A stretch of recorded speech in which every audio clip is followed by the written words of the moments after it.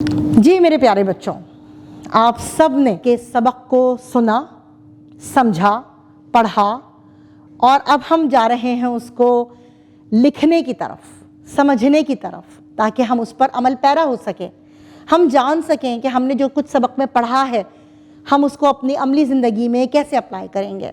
تو آتے ہیں ہم اپنے سبق کی مشق کی طرف، جس میں ہم کریں گے چھوٹے سوالات مختصر اور کچھ تفصیلی جوابات۔ ہم نے پڑھا سبق نمبر 6 علماء مفکرین، جس میں حضرت امام جعفر صادق رضی اللہ رحمۃ اللہ علیہ، حضرت امام ابو حنیفہ رحمۃ اللہ علیہ اور حضرت امام مالک رحمۃ اللہ علیہ کے بارے میں ہم نے جانا۔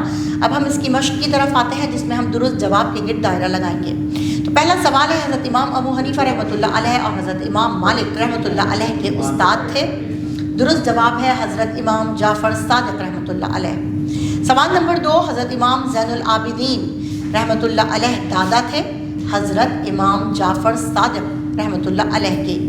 نمبر 3، امام اعظم رحمۃ اللہ علیہ کا لقب ہے؟ امام ابو حنیفہ رحمۃ اللہ علیہ کا لقب ہے امام اعظم۔ نمبر 4، امام مالک رحمۃ اللہ علیہ کا سب سے بڑا علمی کارنامہ ہے موطا۔ دیے ہوئے سوالات کے مختصر جواب لکھنے ہیں۔ پہلا سوال ہے، حضرت امام جعفر صادق رحمۃ اللہ علیہ کی صفات لکھیں۔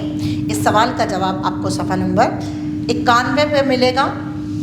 اس کی پہلی لائن آپ پڑھیں گے پیارے بچوں، جس میں تیسرے پیراگراف کی لائن ہے یہ: مہمان نوازی، صدقہ و خیرات، غربا کی خبر گیری، عزیزوں کے ساتھ حسن سلوک، عفو در گزر اور صبر و تحمل میں آپ رحمۃ اللہ علیہ نمایاں مقام رکھتے تھے۔ آپ رحمۃ اللہ علیہ غریبوں کا بڑا خیال رکھتے تھے اور مزدوروں کی بڑی قدر فرماتے تھے۔ یہ کچھ صفات ہیں۔ اس کے ساتھ ہی سوال نمبر 2، کہ حضرت امام مالک رحمۃ اللہ علیہ مدینہ منورہ میں ننگے پاؤں کیوں چلتے تھے؟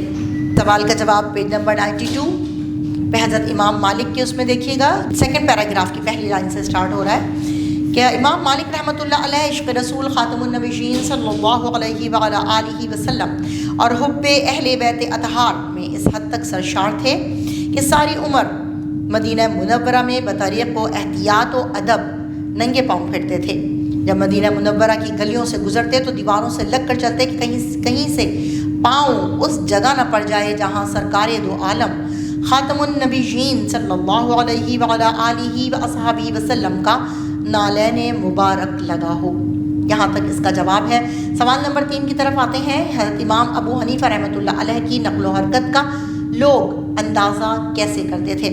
92 پر اس کا جواب موجود ہے۔ آخری لائنز میں دیکھیے گا، آخری پیراگراف کی پہلی 2 لائنیں ہیں کہ آپ رحمۃ اللہ علیہ خوش روح، خوش لباس، خوشبو پسند کرنے والے، اپنے دوستوں کے بڑے ہمدرد تھے۔ خوشبو کا اتنا استعمال کرتے تھے کہ آپ رحمۃ اللہ علیہ کی نقل و حرکت کا اندازہ خوشبو کی مہک سے ہو جاتا تھا۔ یہاں تک اس کا جواب ہے۔ اب سوال نمبر 4 ہے کہ حضرت امام مالک رحمۃ اللہ علیہ حدیث کا علم کیسے دیتے تھے؟ اس سوال کا جواب بھی 92 پر حضرت امام مالک کے اس میں موجود ہے پیراگراف میں۔ دوسری لائن میں دیکھیے گا پہلے پیراگراف کی کہ آپ رحمۃ اللہ علیہ حدیث کا درس بڑے ادب و احترام سے دیا کرتے تھے۔ غسل کرتے، صاف ستھرا لباس پہنتے، خوشبو لگاتے اور پھر درس کی مسند پر تشریف فرما ہوتے تھے۔ سوال نمبر 5، حضرت امام ابو حنیفہ رحمۃ اللہ علیہ کا کب اور کہاں انتقال ہوا؟ امام ابو حنیفہ کے اس میں دیکھیے گا پیراگراف میں 92 پر ان کی لاسٹ لائن ہے یہ کہ آپ رحمۃ اللہ علیہ کا 150 ہجری میں بغداد میں انتقال ہوا اور کثیر تعداد میں لوگ جنازے میں شریک ہوئے۔ یہاں تک اس کا جواب موجود ہے۔ دیے ہوئے سوال کے تفصیلی جواب کی طرف آتے ہیں کہ حضرت امام جعفر صادق رحمۃ اللہ علیہ کے اخلاق و اوصاف اور ان کی علمی و فقہی شخصیت کو بیان کریں۔ اس کا جواب آپ کو پیج نمبر 91 پر ملے گا، جس میں ان کی پورے حالات زندگی کے بارے میں، اخلاق و اوصاف اور علمی و فقہی شخصیت کے بارے میں بیان کیا گیا ہے۔ اس کی آپ نے باقاعدہ پڑھ کر جو آپ نے سمجھا ہے اس کی ہیڈنگز بنا کر اس کو لکھیں گے آپ۔ پھر سوال نمبر 2 ہے، حضرت امام ابو حنیفہ رحمۃ اللہ علیہ کے حالات زندگی پر روشنی ڈالیں۔ تو یہ اس کا جواب بھی پیج نمبر 92 پر موجود ہے۔ ان کے حالات زندگی اس پورے صفحے پر موجود ہے اور اس میں سے بھی آپ نے ہیڈنگز بنانی ہے اور پھر اس کو رائٹ ڈاؤن کرنا ہے neat and clean hand writing میں۔ اب آتے ہیں سرگرمیاں برائے طلبہ اساتذہ کرام کی مدد سے مذکورہ شخصیات کی زندگی، مثلاً ان کے نام، القابات، پیدائش، تلامذہ، تصانیف اور وفات وغیرہ پر مشتمل معلومات حاصل کریں گے، جبکہ رہنمائی اساتذہ ہے کہ مذکورہ شخصیات کی علمی، فقہی اور معاشرتی خدمات پر تقریری مقابلہ کروایا جائے۔